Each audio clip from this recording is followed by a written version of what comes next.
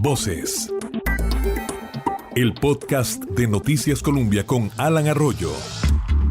Hola, ¿qué tal? Bienvenidos a Voces de Noticias Colombia. Este es nuestro podcast semanal con temas de actualidad. Recuerden que pueden descargar, escuchar y compartir cada episodio en nuestro canal de YouTube como Colombia Digital, en la aplicación Spotify como Radio Colombia y en nuestra web columbia.co.cr. Nos pueden escribir al correo voces@grupocolumbia.co.cr para todos sus comentarios y sugerencias. Iniciamos este nuevo episodio de Voces. No es dejar a las universidades por fuera. Falacias, mentiras, ganas de jugar. Y debo entender aquí, y aquí abro un paréntesis, están jugando electoralmente también. Y es válido. Y aquí no vinimos como diputados porque nos salió la diputación un conflicto. Nadie está aquí jugando para la gradería. Yo estoy aquí con usted hace muchos meses trabajando y yo no soy gradería, ni estoy en campaña. Usted nos invita a leer el proyecto, yo lo invito a leer la moción que usted aprobó. Bueno, estoy realmente conmovida, de verdad ya se me van a salir las lágrimas de ver los cambios de opinión que hay en esta comisión. Doña Zoila había dicho públicamente que se oponía a mi proyecto y ahora lo acuerpa. El PUS lo bloqueó en comisión como no hubo manera y ahora de verdad voy a llorar de ver cómo cuando hay cámaras acá se cambian las posiciones, pero bueno, qué dicha que ya no me dicen PACFOCA, que ya no dicen que juego para la gradería. Es maravilloso, es un final como de película de Disney. Estas voces que escuchábamos son solo una muestra de lo intenso que ha sido el debate en el Congreso sobre el futuro del empleo público. Actualmente el país tiene 300,000 trabajadores en el Estado. En la corriente legislativa avanza el proyecto para poder regular sus salarios y otros aspectos a este grupo de la población. El gobierno mantiene la meta de que la iniciativa esté aprobada en el mes de mayo y estos días serán claves para que los diputados pongan en claro las regulaciones más importantes que ya les vamos a ir explicando a lo largo de este episodio. Pero para comenzar, podemos hacer un repaso rápido de cuál es el estado del empleo público en este momento en el país, sin la aprobación de esta ley marco. Nos apoyamos primero en la opinión de la ministra de Planificación, Pilar Garrido, quien es la encargada de comandar este tema en el gobierno. El empleo público en nuestro país se caracteriza por fragmentación y desorden. Se caracteriza por inequidad salarial también y se caracteriza por procesos de reclutamiento y selección que no son a la medida del puesto que tiene que desempeñar la persona, el servicio que debe brindar al país. Paridades de más de 3 millones de colones en mismos puestos pero desempeñados en diferentes instituciones y siempre en detrimento de gobierno central y más en aquellas instituciones autónomas de segundo y tercer grado. Este diagnóstico lo comparten también diferentes economistas que han sido consultados por Voces, aunque tengan diferentes criterios de cómo corregir esta realidad que enfrenta el país. Saludo al primero de ellos, el economista Gerardo Corrales. Bienvenido, don Gerardo, a Voces de Noticias Colombia. Gracias, Alan, por esta oportunidad. Don Gerardo, ¿cuál sería su radiografía sobre el empleo público en este momento en el país?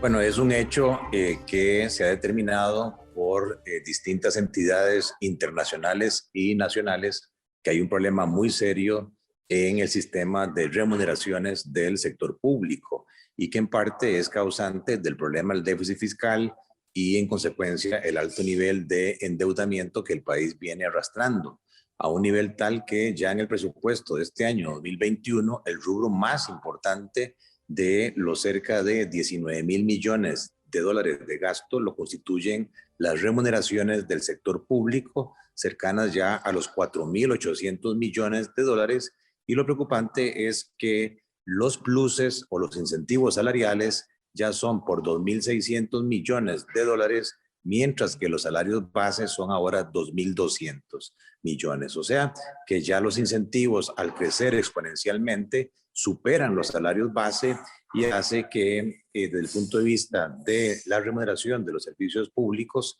sea esto un factor explosivo y que en parte explica el desbalance fiscal que tenemos. Don Gerardo comparte la realidad que ha sido confirmada por la ministra de Planificación, diferencias salariales entre el sector privado y el público y también muy marcadas diferencias entre algunos mismos trabajadores del Estado. Correcto, los números de la Caja Costarricense del Seguro Social en cuanto a las cotizaciones del Seguro de Salud son muy claras en cuanto a que el salario promedio reportado en el sector privado por cerca de 1.800.000 trabajadores es de 600.000 colones, mientras que en el sector público, autónomas y gobierno central, donde laboran 330.000 personas, el salario promedio es de 1.200.000 colones. Aquí el problema es que cuando se hacen las comparaciones homogéneas, en cuanto a mismo puesto, mismas habilidades, mismas experiencias, hay diferencias, incluso en el último informe de la OCDE, de hasta un 600% entre un mismo puesto, dependiendo de la entidad donde se esté y dependiendo de lo que se haya negociado en el rubro de convenciones colectivas. También incorporamos al economista Fernando Rodríguez de la Universidad Nacional. Él reconoce la necesidad de ordenar el empleo público, pero también difiere de la forma en la que lo estarían haciendo los diputados y el gobierno. Gracias por estar con nosotros, don Fernando, y su opinión sobre ese argumento de las disparidades o diferencias en materia salarial. Mucho gusto. Yo creo que la disparidad tiene sentido, pero es que interesante cuando uno la ve en detalle. Los pluses en universidades podrían llegar a ser más altos, pero cuando uno compara las bases son más bajas. Si yo en este momento comparo la base salarial que tengo actualmente, por ejemplo, en la universidad con la que tenía como profesional en el gobierno central, gano menos en la universidad. Entonces las universidades a lo largo del tiempo lo que han hecho es crear pluses muy elevados, incluyendo anualidades, y ya no se sostiene eso, o sea, no se puede mantener. En el gobierno, por otro lado, el problema ha sido que entonces hemos compensado que las bases siguen siendo menores que los salarios en el sector privado, creando un plus como por ejemplo la dedicación exclusiva. Y eso ha ayudado, digamos, a evitar que haya una fuga de profesionales del sector público hacia el sector privado, que los hay. O sea, la gente a veces dice que no pasa, pero sí pasa. Sobre todo en áreas muy especializadas. Yo cuando estuve en el Ministerio de Hacienda lo veía muy claramente por ejemplo, en tributación. Los profesionales y expertos en materia de impuestos eran muy apetecidos por las empresas auditoras y asesoras. Entonces, yo creo que sí, hay que tratar de ver cómo vamos, digamos, generando un nivel salarial que sea acorde con las funciones que se presten y que salvo que haya funciones distintas y condiciones de mercado distintas, pues esto se refleje. El problema es cuando usted pretende hacer una nivelación a ultranza con reglas que probablemente no apliquen para todos los casos. Y al menos a nivel de las universidades esa ha sido una preocupación. Ambos economistas coinciden en que regular el empleo público es uno de los compromisos importantes que asumió el gobierno con el Fondo Monetario a cambio de este préstamo por $1.750 millones por 3 años que el Poder Ejecutivo considera como fundamental para poder estabilizar las finanzas públicas del país.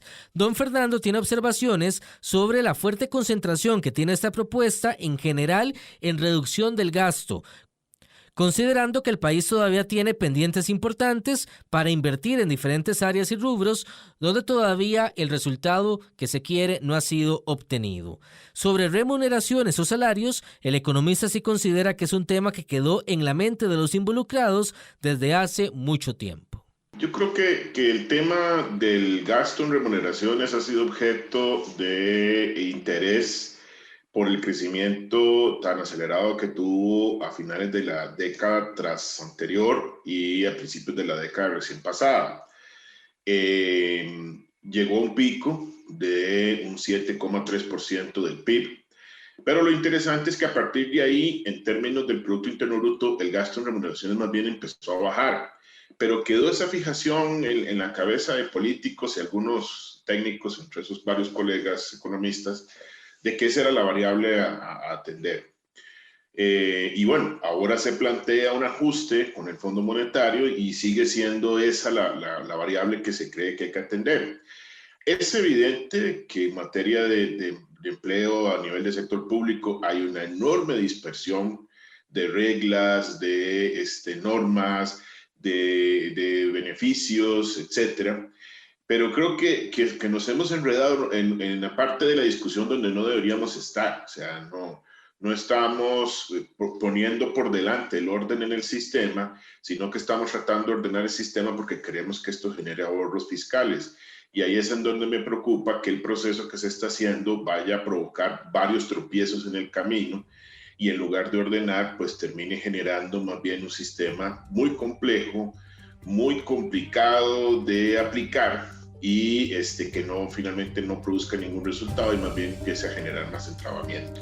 Ya vamos a seguir conversando con los economistas Gerardo Corrales y Fernando Rodríguez más adelante en este episodio. Esto es Voces de Noticias Colombia, el podcast semanal que está disponible en las diferentes plataformas digitales de Colombia y también a través de la radio. El agradecimiento a quienes nos escuchan por estas diferentes vías disponibles para todos ustedes. Voces.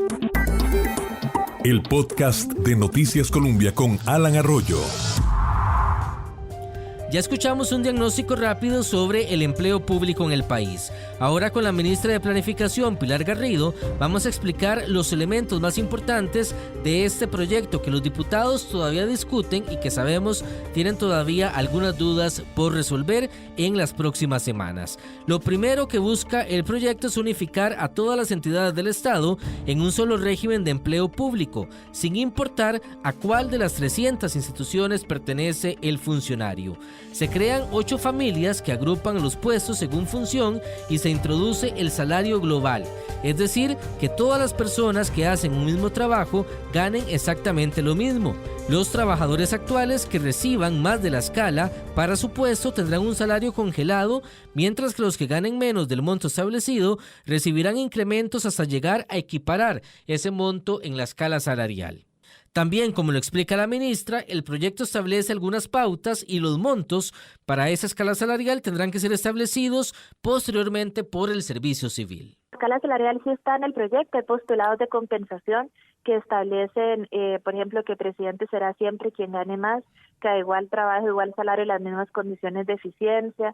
Establece también que una metodología para la definición de la misma, que es la metodología de valoración del trabajo, que se hace a la medida del trabajo que desempeña cada persona, analizando un conjunto de factores que están incorporados en la ley, como por ejemplo peligrosidad, las competencias y los conocimientos que yo tengo que tener para ejercer mi trabajo, el nivel de complejidad que tiene mi trabajo, cómo pesa mi trabajo en función de las metas institucionales, si tengo libertad para tomar decisiones en términos de los recursos públicos, por ejemplo, y materia de discrecionalidad, y 2 que incorporaron los diputados, que son la compensación por el ejercicio, por el no poder ejercer liberalmente la profesión, y el otro tema de arraigo.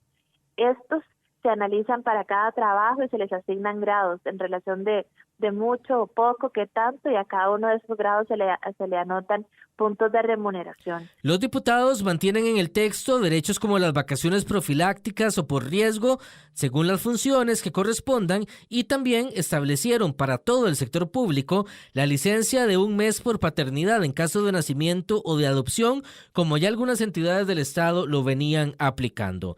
La ley también establece un sistema de evaluación del desempeño para funcionarios públicos y también la posibilidad del despido en caso de que sigan manteniendo ese comportamiento. Lo que nos pretendemos es eso, también establecer estándares en función de lo que es la evaluación del desempeño, de tal manera que no nada más sea lo que se incorporó en la 9635 de 80% metas sobre la base de planes de trabajo y 20% jefatura directa.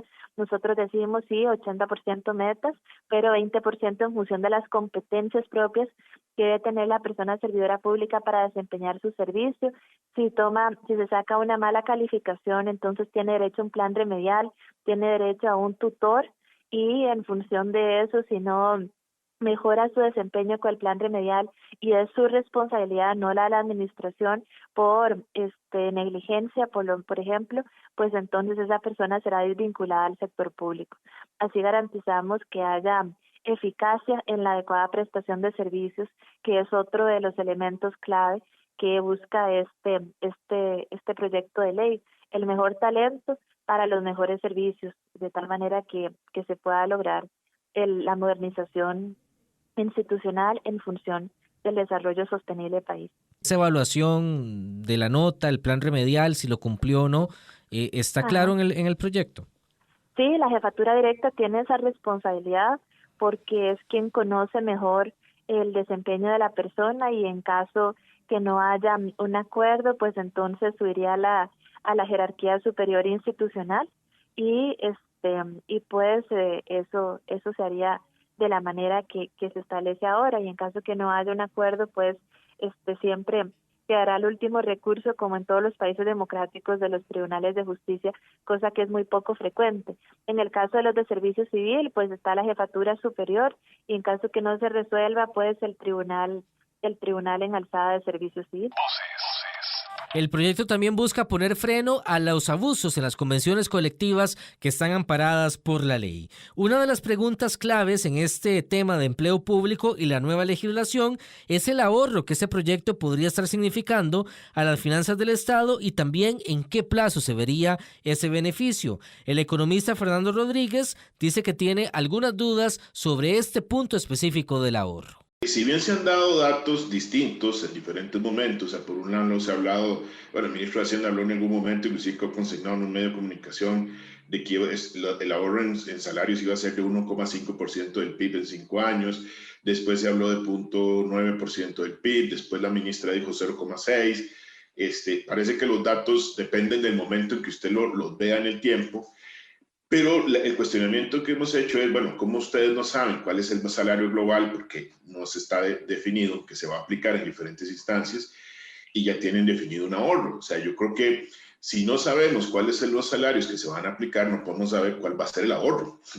Entonces, ahí es en donde tenemos grandes dudas, y no he visto información por lo menos complementada con una metodología que sea conocida, o sea, que nos diga, mire, aquí está todo el estudio que se hizo, se aplicaron estos salarios como parámetros, se hicieron estos supuestos, y ahí es donde yo me temo, además, que podríamos estar discutiendo una propuesta con un gran desgaste político, con un gran desgaste digamos, social que esto va a generar, y que no produzca los ahorros que el gobierno pretende lograr. Por su parte, el economista Gerardo Corrales difiere de esa posición. No, a mí me parece que se ha trabajado bastante en ese proyecto, que se le han incorporado una serie de emociones. Hay una persona que ha trabajado muy fuerte en compañía con la ministra de Planificación, que es el doctor Rubén Hernández, y los cálculos que se han hecho por parte del Ministerio de Hacienda y de Planificación dan el rendimiento esperado de 1.2, 1.3% del PIB en el año 2023. Ante estos puntos de vista sobre el ahorro que generaría la Ley de Empleo Público, doña Pilar Garrido, ministra de Planificación, ¿cuáles son los números que maneja concretamente el gobierno al respecto? No debería haber incertidumbre en términos de los ahorros, ya que los mismos fueron revisados incluso por la propia misión del Fondo Monetario Internacional, y también se revisó el proyecto en su conjunto, y ellos establecieron que estaba alineado con las mejores prácticas de la OCDE, y además constataron los ahorros del mismo. Para el primer año, dentro del gobierno central, el ahorro correspondería a 0.7 del Producto Interno Bruto, y para el conjunto del sector público 1.25. Si la tesis que manejan algunas personas, que las universidades fueron excluidas del proyecto de ley marco de empleo público por la moción del inciso F del artículo 6, pues eso significaría menos 0.06 del Producto Interno Bruto. Si algunos otros señalan de que las municipalidades también fueron excluidas, sería menos 0.05 del PIB promedio anual durante 12 años, ambos datos. No obstante, eso serían rendimientos para todo el sector público. La parte que se contabiliza para el déficit fiscal se mantiene intacta. Muchas gracias a la ministra de Planificación, Pilar Garrido, y a los economistas Fernando Rodríguez y Gerardo Corrales por participar también con sus puntos de vista en este episodio de Voces. Esto es Voces de Noticias Colombia. Recuerden que cada episodio se comparte de manera semanal y está disponible en nuestra página columbia.co.cr, en YouTube como Columbia Digital y en Spotify como Radio Colombia. Voces. El podcast de Noticias Colombia con Alan Arroyo. Ahora vamos a entrar en algunos de los puntos más polémicos de este proyecto sobre empleo público. La posición del gobierno sigue siendo la posición inicial, la misma desde el año 2019. La rectoría está en Mideplan, la rectoría para hacerlo esto. Todas las instituciones deben estar, salvo las que ya están exceptuadas, en este caso las empresas en competencia. las instituciones que están, que es todas, salvo las que he mencionado, tienen que tener un salario global. La insistencia del presidente Alvarado se debe al fuerte lobby y la reacción de algunos diputados, inclusive de su propio partido, para que universidades públicas, municipalidades o inclusive la Caja Costarricense de Seguro Social queden fuera de esta ley de empleo público, o por lo menos con condiciones especiales por el argumento de su autonomía, de la defensa de la autonomía de estas entidades en el Estado.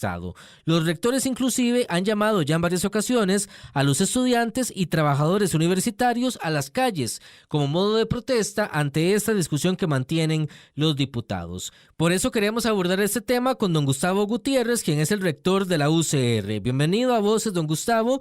¿Y por qué las universidades se oponen a este proyecto de empleo público? Inclusive ustedes conformaron una comisión especial en la UCR que desde el mes de enero viene analizando el texto y también advirtiendo de algunas interrogantes que tienen ustedes. Hola Alan, muchísimas gracias por la oportunidad. Hemos insistido en que hay carencia de estudios técnicos y cierto desconocimiento de la escala salarial, que hace imposible estimar si verdaderamente el proyecto contribuye o no con la reducción del gasto público. Si existiera tal ahorro, tal y como se dicen, insisto, que no hay datos, no sería en el corto plazo, creen los expertos en economía, por lo que no viene a resolver, como se ha dicho, la situación fiscal. La eventual afectación a los salarios en el corto plazo implica, por tanto, una depresión del consumo que afectaría la reactivación económica. En cuanto a los aspectos jurídicos, el proyecto de ley tiene vicios de constitucionalidad, pues afecta el régimen de autonomías de la Caja, de las municipalidades y de las universidades. Se advierte de roces constitucionales en la independencia administrativa de estas instancias. En el caso de las universidades, también organizativa, y eso nos preocupa muchísimo, pues altera su capacidad para establecer sus, diría yo, propias normas de autogobierno en términos laborales y salariales, como también el sistema de gestión de desempeño. Entonces, homogenizar entes públicos que son radicalmente diferentes en su naturaleza de las funciones evita tomar en cuenta las especialidades de cada caso, como por ejemplo docentes universitarios y médicos especialistas de la Caja. Y en aspectos políticos, el texto en discusión no ha seguido un proceso adecuado de reflexión, diálogo y construcción en el debate público, y así ha sido aceptado en muchas de las reuniones que hemos tenido nosotros con diputados y diputadas. Gracias, don Gustavo Gutiérrez, rector de la Universidad de Costa Rica. Dicen las universidades que, conscientes de la situación fiscal y las diferencias salariales que inclusive tienen ellos a lo interno, han estado promoviendo medidas y se comprometen también a analizar el tema salarial, pero a lo interno, con una decisión propia por parte de las universidades. Ahora saludo también al abogado de la firma BDS y experto en temas laborales, don Marco Durante, porque hay elementos jurídicos, don Marco, que hay que tomar en cuenta y que deben verse con lupa. Es la advertencia que hacen también los expertos en la materia. Bienvenido a este podcast Voces de Noticias Colombia. Muchas gracias, Alan, por la invitación y a las órdenes de ustedes. Don Marco, partamos de que ese análisis que vamos a hacer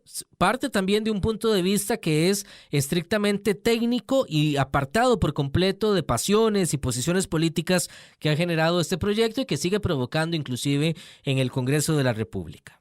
Muy fácil para un asesor asumir una posición populista y comenzar a decir lo que hoy la gente quiere oír.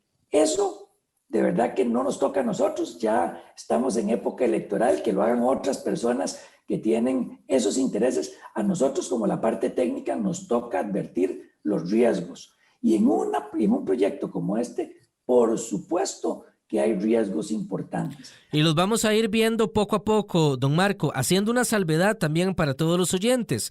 Después de la discusión en el Congreso, este proyecto debe ir, según lo que está acordado, a consulta ante los magistrados de la Sala Constitucional, que serán los encargados de determinar si hay o no algún roce con la Constitución política.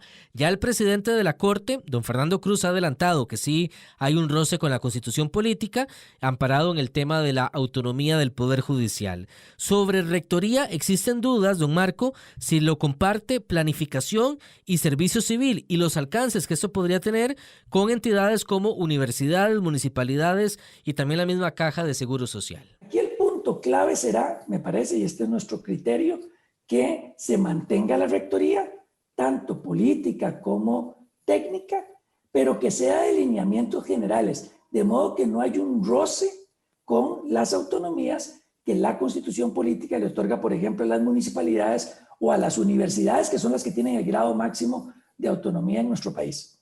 Sí. Uno de los puntos que más se discutió en días anteriores era si las municipalidades y las universidades quedaban fuera del proyecto. Bueno, cuando uno lee el artículo 2 y el artículo 3 del proyecto, que habla de cuál es el sector que comprende el proyecto, artículo 2, y cuáles son las exclusiones de los sectores que no se les va a afectar con esta ley, en ninguna vemos ni las municipalidades ni las universidades.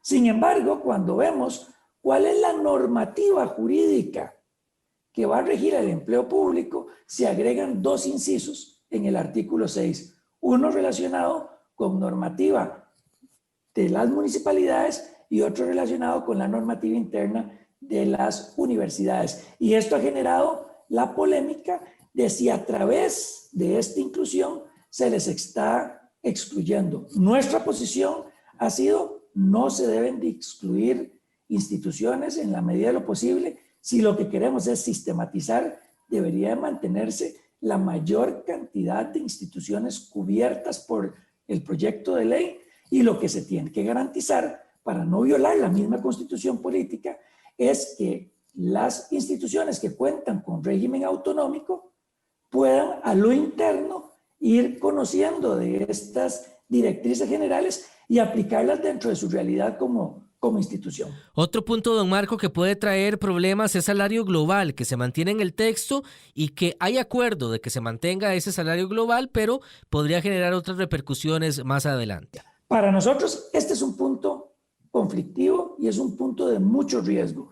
¿Por qué? Alan, se está manteniendo un sector de trabajadores a los que se les impide acceder a un beneficio que la ley está creando.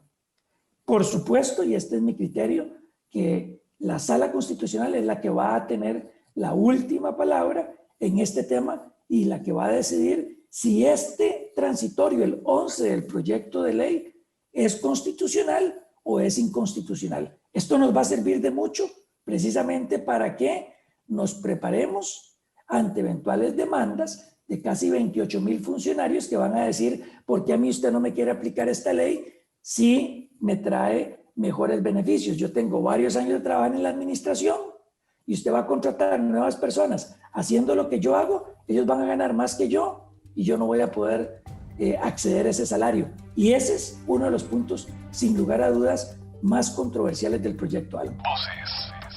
Muchas gracias, don Marco Durante, abogado laboral de la firma BDS, y seguiremos en contacto porque, como lo hemos dicho, falta mucho todavía en ese proceso de empleo público en el país. A la orden suya, Alan, de verdad encantado de poder apoyarles, y cuando sea necesario, aquí ustedes me encuentran y podemos aportar más a la discusión, que creo yo va por buen camino. Voces. El podcast de Noticias Colombia con Alan Arroyo. Cerramos este episodio de Voces de Noticias Colombia con el ambiente que se vive también en el Congreso. El proyecto de empleo público entra en su recta final con una Asamblea Legislativa que está dividida y que ya empieza a moverse este ambiente de campaña electoral. Se requieren 38 votos, es decir, mayoría calificada, para poder aprobar ese texto y se desconoce si el proyecto saldrá finalmente y cómo saldrá de este trámite legislativo. Algunas fracciones a lo interno están con posiciones contrarias, inclusive la fracción del partido Acción Ciudadana, pese a la posición de su propio gobierno y del presidente Carlos Alvarado. Vamos a escuchar la opinión del jefe de fracción del Partido Liberación Nacional, Luis Fernando Chacón, sobre el trámite de este proyecto en la Asamblea. Que es una oportunidad extraordinaria de poder garantizar la sostenibilidad de un Estado costarricense que debe coadyuvar en el desarrollo económico del país para alcanzar el desarrollo, la calidad de vida y el desarrollo humano que queremos para todas y todos los costarricenses. Me parece que es una oportunidad importante de recordar que las instituciones nacionales fueron creadas para ser herramientas que alcanzaran el desarrollo del país y no convertirse en un fin en sí mismas. De ahí que me parece que volver a un salario global justo para todos los puestos que existen en el empleo público es importante. Me parece que es importante también resolver el tema de las convenciones colectivas, que es un derecho humano fundamental establecido en la Constitución política, pero debe quedar claro que este instrumento de convenciones colectivas no debe permitirse nunca más ser una salida para buscar favoritismos, pluses salariales. Para el diputado del Partido Unidad Social Cristiana, Pablo Abarca, el texto de empleo público debe corregirse para poder garantizar que sea una ley debidamente efectiva. Bueno, así tal cual, antes de entrar a reiteraciones, es imposible votarlo. Tiene exclusiones y tiene daños estructurales complicados en términos de un recargo de funciones hacia Mideplan y un debilitamiento del servicio civil. Excluye a las universidades, las municipalidades. Ya se generó dudas sobre si se quedan adentro o no, y por lo tanto, las empresas públicas en competencias también están fuera. De manera que un proyecto vaciado de contenido realmente no tiene ninguna lógica. Yo creo que hay una voluntad importante en el plenario para resolver temas de esos daños estructurales, pero creo que no será suficiente con reiteraciones. Y obviamente en la consulta de constitucionalidad creo que se tendrán que poner los puntos sobre las IES para que la cosa tome una tonalidad como corresponde. Las ideas iniciales siempre estuvieron claras desde octubre, era que incluyera a todos, que implicara justicia, que fuera un proyecto que tuviera un contenido de justicia importante en términos de que no afectara a derechos ni que privilegie, pero que tampoco privilegiara a ningún sector. Y además que generara eficiencia, más allá de un tema de fiscalista, el tema es cómo ponemos en orden la casa. Otros diputados como Paola Vega del PAC, José María Villalta también del Frente Amplio, han sido sumamente críticos a este proyecto y pidiendo que municipalidades y universidades queden por completo fuera de esta iniciativa en defensa de lo que han llamado la autonomía universitaria. Los diputados están concentrados al 100% en esta ley de empleo público por la urgencia que tiene el gobierno de verlo aprobado a más tardar en mayo. Pero el ambiente no es tan sencillo en la Asamblea ni tampoco en la calle. Se esperaría una reacción también fuerte por parte de los sindicatos que ya han estado organizando diferentes protestas y podrían incrementar esa presencia en las calles conforme avance la iniciativa. Queda todavía un largo camino después de muchos años para que el país tenga regulaciones en el funcionamiento del sector público y pueda también regular así el tema salarial y mejorar también la prestación de servicios en todas las instituciones del Estado. Hasta aquí Voces de Noticias Colombia. Los invitamos a descargar y compartir este episodio en nuestra página columbia.co.cr, en YouTube como Columbia Digital y en la aplicación Spotify como Radio Columbia. En el trabajo periodístico, un servidor, Alan Arroyo, con la colaboración de Valeria Martínez, en producción y edición Juan Carlos Ugalde y el apoyo del Departamento Digital de Noticias Colombia. Hasta el próximo episodio de Voces. Voces. El podcast de Noticias Colombia.